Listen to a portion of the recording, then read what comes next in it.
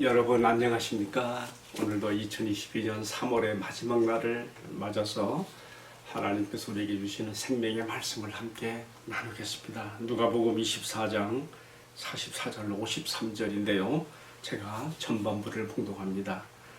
또 이르시되 내가 너희와 함께 있을 때에 너희에게 말한 바 곧 모세의 율법과 선지자의 글과 시편의 나를 가리켜 기록된 모든 것이 이루어져야 하리라 한 말이 이것이라 하시고, 이에 그들의 마음을 열어 성경을 깨닫게 하시고, 또 이르시되 이같이 그리스도가 고난을 받고 제3일에 죽은 자 가운데서 살아날 것과 또 그의 이름으로 제사함을 받게 하는 회개가 예루살렘에서 시작하여 모든 족속에게 전파될 것이 기록되었으니 너희는 이 모든 일의 증인이라. 방금 봉독한 말씀을 중심으로 제사함을 얻게 하는 회개의 복음이라 하는 제목으로 함께 은혜를 나누겠습니다. 오늘의 말씀 제가 다 봉독하지 못했습니다만은 먼저 간단하게 전체적인 내용을 소개하고 싶습니다. 전 크게 5가지 주제를 생각했습니다. 첫 번째로는요, 우리 주님께서 45절 그들의 마음을 열어서 성경을 깨닫게 하시고, 마음을 열어서 성경을 깨닫게 하시고, 오늘 우리에게도 얼마나 중요한 은혜가 아닌지 모르겠습니다. 두 번째는요, 그의 이름으로 죄사함을 받게 하는 회개가 나옵니다. 47절에 나오죠. 죄사함을 얻게 하는 회개의 복음, 바로 이것을 위해 주님께서 이 땅에 오셨고 고난과 십자가의 죽으심을 당하시고 부활하신 모든 구속 역사의 일련의 과정들이 바로 이것입니다. 죄사함을 얻게 하는 회개의 복음을 우리에게 주시기 위해서 그리하신 것이죠. 세 번째는요, 47절 하반절에 나오죠. 바로 이 복음은 예루살렘부터 시작해서 모든 족속에게 전파되어야 되는 선교적인 사명을 갖고 있는 것이라는 것. 그리고 네 번째는요, 이 복음을 전하고 또 선교하는 데에는 그냥 되는 것이 아니라 능력이 필요하다. 49절에 나오죠. 너희가 위로부터 능력으로 입혀질 때까지 이상에 머물라. 마치 엘리사가 그의 스승 엘리야로부터 영갈의 갑절을 구하여 그의 능력을, 그가 엘리야가 승천하면서 떨어뜨린 그 옷을 가지고 요단강을 치며 건너가서 엘리야의 사역을 계승하여 그 악한 아방의 시대에 바알 우상 숭배로 가득한 이스라엘의 사명 감당한 것처럼 오늘 우리도 이 죄사함을 얻게 하는 회개의 복음을 이 악한 세대 속에서 전하는데 이것이 필요한 것이죠. 이로부터 능력이 입혀지는 것. 마지막 5번째는요, 예수님께서 제자들을 데리고 이제 예루살렘에서 어디까지 가시는가 하면 감람산 동쪽 베다니 마을 근처까지 가셔서 그들을 향하여 축복의 손을 펴신 그 상태 그대로 하늘로 승천하신 것입니다. 여러분, 우리가 이 주님께서 승천하실 때 그 모습, 모양을 통해서 우리가 마음 깊이 받는 은혜가 있습니다. 주님은 지금도 변함없이 우리를 사랑하시고 우리를 축복하시는 가운데 우리와 영원히 함께 하시며 이 약한 세상에서 주님의 크신 나라와 이름과 영광을 위해 살아가는 우리들을 지키시고 보호하시며 함께 하신다는 것을 여기서 생각해 볼 수가 있는 것이죠. 제가 지금 방금 크게 5가지 오늘의 말씀 전체 개요를 함께 생각했습니다. 다시 한번 정리해 볼까요? 마음을 열어 성경을 깨닫게 하시고, 두 번째는요, 죄사함을 얻게 하는 회개의 복음. 세 번째는요, 예루살렘부터 시작해서 온 민족에게 이것이 전파되어야 한다는 선교적인 사명. 네 번째는요, 이 사명 감당하기 위해서 위로부터 능력을 덧입어야 한다는 것. 5번째는요, 우리 주님께서 축복의 그 손을 드신 그대 상태로 승천하심으로써 우리에게 주님을 다시 만나는 그날까지 땅 끝까지, 세상 끝까지 우리와 함께 하신다는 것을, 축복하신다는 것을 우리가 기억하게 되기를 바라는 것입니다. 자, 그래서 오늘 말씀 전체적인 개요가 이렇습니다. 이 5가지 내용 가운데 뭐 다 하면 좋겠지만 제가 굳이 한 가지만이라도 전하고 싶은 것이 있다면 죄사함을 얻게 하는 회개의 복음, 정말 이것이 마음 깊이 전율됩니다. 여러분, 죄사함, 죄사함의 축복, 죄사함의 은혜, 이것보다 더 큰 우리가 하나님께로 받는 은혜와 축복 가운데 더 큰 무엇이 있을 수 있을까요? 그 무엇으로 이 죄사함의 문제를, 죄의 문제를 해결할 수 있을까요? 셰익스피어는 그의 소설 맥베드에서 맥베드의 입을 통해서 그 피 묻은 그의 그 손의 죄책감을 그가 표시하기를, 아라비아의 모든 향수로도 내 피 묻은 손을 깨끗하게 할 수 없는가 하는 그 죄의 죄감의 고통을 그렇게 표현했는데요. 사람에게 있어서 정말 행복은 뭐예요? 평안이에요. 하나님 아버지께로부터 오는 평안.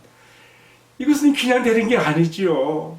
그것은 나의 죄 문제가 해결될 때에 우리 주님 예수 그리스도 안에서 하나님 앞에 화목제물 되신 그리스도 안에서 나의 죄가 사해지는 이것보다 더 귀한 것이 없고, 바로 이 죄사함을 얻게 하는 회개의 복음, 바로 이것이 온 세상을 향해 우리가 전해야 되는 가장 큰 그레이티스트 메시지가, 하나님의 메시지가 되는 것이죠.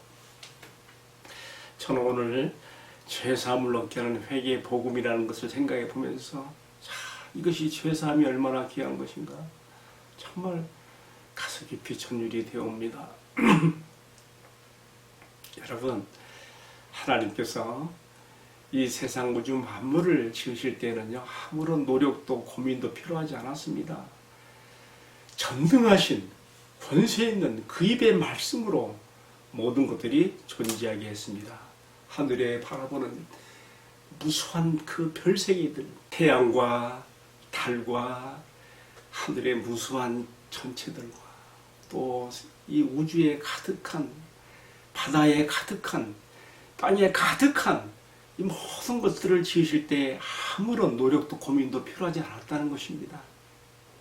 단지 가라사대 하시는 말씀 한마디로 다 이루셨습니다. 그러나 우리 죄를 용서하시고 우리를 하나님과 화목되게 하시며 다시 하나님의 자녀로 우리를 품으시기 위해서는 자기 아들의 목숨을 십자가에 내어놓으셔야 되는 엄청난 희생과 고통과 고민을 통해서 이 일을 이루셨습니다.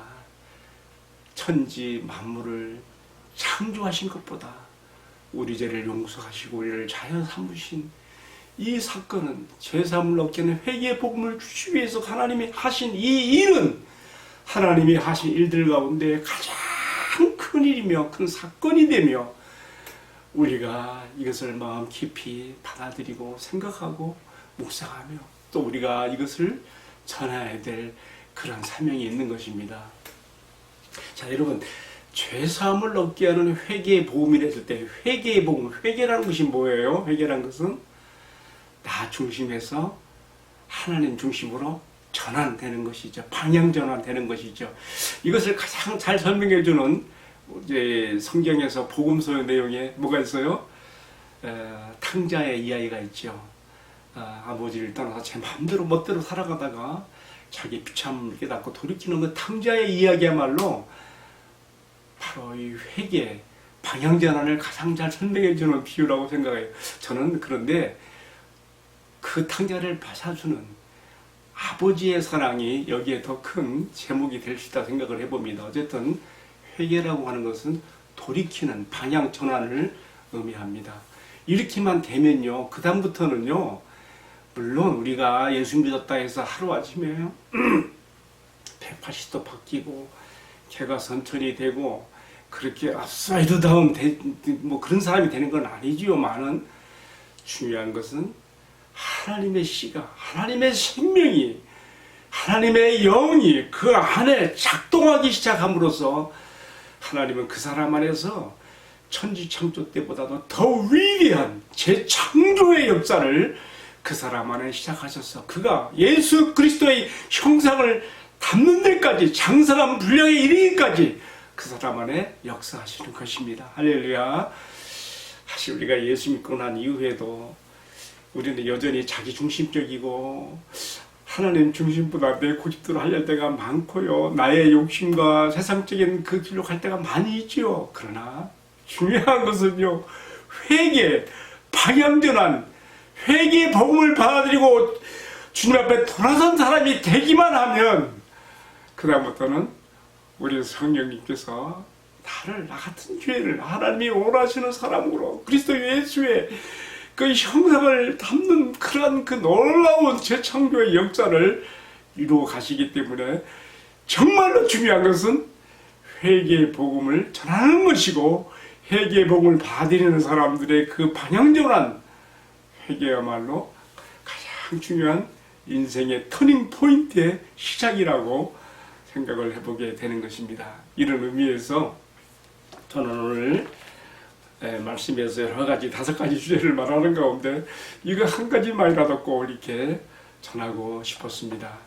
여러분, 우리가 예수 믿고 난 이후에도 여전히 변화되지 않아서 내 안에 자기중심적인 성향이 강하고, 참 어떨 때 보면 내 자신이 나를 보기에도 내가 참 한스러울 때가 있죠. 그러나 괜찮습니다.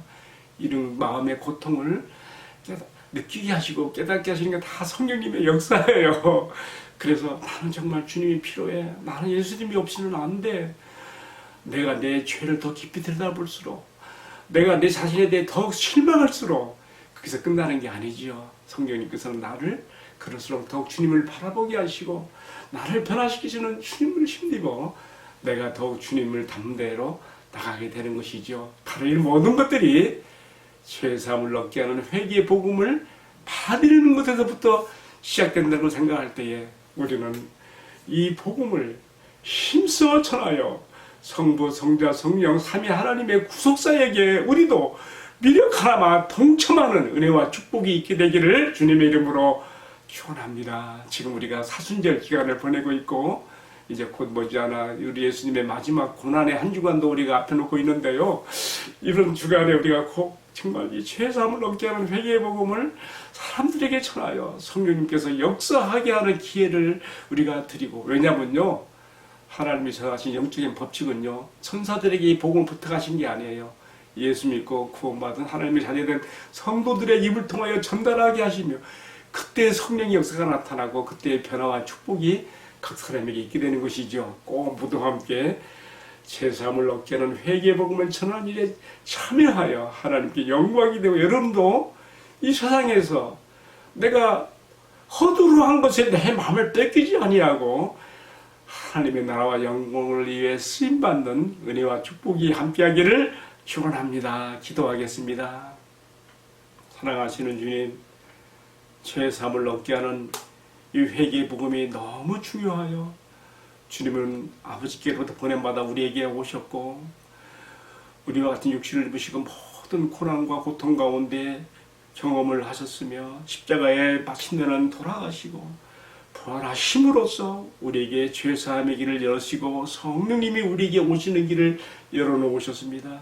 세상에 이 죄사함보다 더 귀한 것이 없고 죄사함의 이 복음을 전하는 것보다 더 귀한 일이 없는데, 우리가 이 일에 꼭 참여하여 우리 주님의 그 원하고 또 원하시는 인간 구속사에게 참여하는 자들 되게 하시고, 이렇게 되기 위해서 우리가 성령으로 무장되어 이 악한 세대를 능히 승리하며 나가도록 은총을 베풀어 주옵소서. 이 모든 말씀을 전개하신 우리 주님 예수 그리스도의 이름으로 기도하옵나이다. 아멘. 예, 마쳤습니다. 감사합니다.